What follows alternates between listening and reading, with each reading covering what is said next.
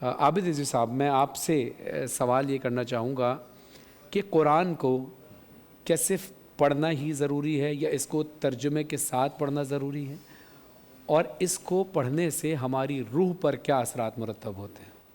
بسم اللہ الرحمن الرحیم۔ قال اللہ تعالی فی القرآن المجید والفرقان الحمید ذالک الکتاب لا ریب فیہ ھدی للمتقین آمنت باللہ صدق اللہ العظیم۔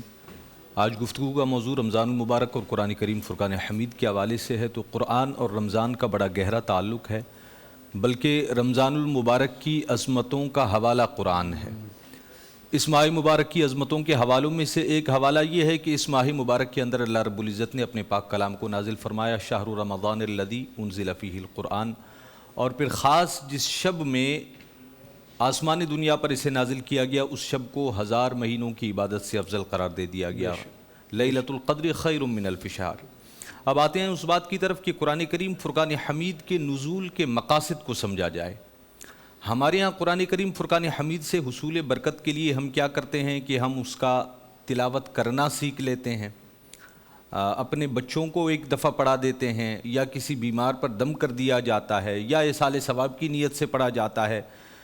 ان تمام چیزوں کی برکتیں اپنی جگہ، اس میں کوئی دو رائے نہیں کہ سید عالم صلی اللہ علیہ وسلم نے فقط قرآن پاک کی تلاوت کی اجر ثواب کو بھی بیان فرمایا اور اس کی تلاوت کا حکم فرمایا ہے، لیکن اصل میں اس کے نزول کا جو مقصد تھا، جس طرح کے پروفیسر صاحب نے فرمایا کہ قرآن کا موضوع انسان، تو اس کے نزول کے مقاصد میں سے ایک یہ تھا کہ یہ انسان کی ہدایت و رہنمائی کرے، جس طرح کہ قرآن کریم کے اندر رب العالمین ارشاد فرماتا ہے ذالک الکتاب ھدی للمتقین، یہ اہل تقویٰ کے لیے ہدایت کا ذریعہ ہے۔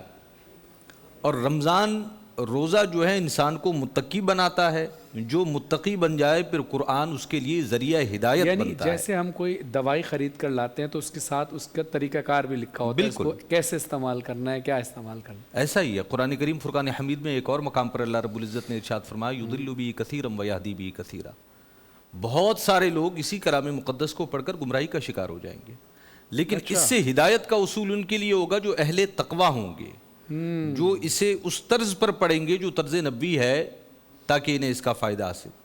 تو رمضان جو ہے وہ اصول تقویٰ کا ذریعہ، پھر جو متقین ہیں قرآن ان کے لیے ہدایت کا ذریعہ۔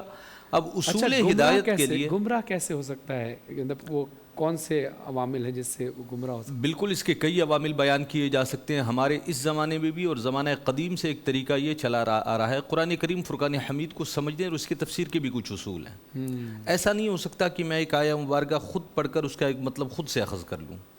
مثال کے طور پر قرآن کریم فرقان حمید کی ایک آیہ مبارکہ نازل ہوئی، اقیموا الصلاۃ، نماز قائم کرو، زبان عربی میں ہے، اس کے مخاطب وہ لوگ ہیں جن کی زبان عربی ہے، مادری زبان ہے ان کی، صحابہ اکرام علیہم الرضوان۔ انہوں نے خود سے اس کا مطلب اخذ نہیں کیا، بلکہ سید عالم صلی اللہ علیہ وسلم کی بارگاہ میں حاضر ہوئے کہ آپ شارع قرآن ہیں، کلام الہی کے مراد کو آپ ہم تک پہنچائیں گے۔ فرمایا یا رسول اللہ قیام صلاۃ کا مطلب کیا ہے؟ سید عالم صلی اللہ علیہ وسلم نے فرمایا صلو کما رأیتمونی اصلی، کی تفسیر سید عالم صلی اللہ علیہ وسلم کے فرمان سے قرآن نازل ہوا۔ بالکل۔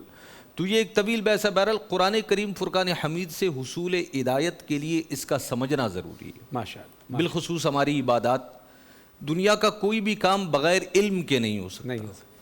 آپ علم حاصل کریں گے تو عمل کر سکیں گے، تو اس لیے قرآن کریم فرقان حمید کو سمجھنے کے لیے باقاعدہ اس کا علم حاصل کرنے کا اہتمام کیا جائے۔ اور حجت الوداع کے موقع پر ہمارے پیارے آقا حضرت محمد مصطفیٰ صلی اللہ علیہ وسلم نے امت کے لیے پیغام دیا کہ میں تمہارے درمیان 2 گراں قدر چیزیں چھوڑے جا رہا ہوں، قرآن اور اہل بیت، قرآن اور میری اطرت۔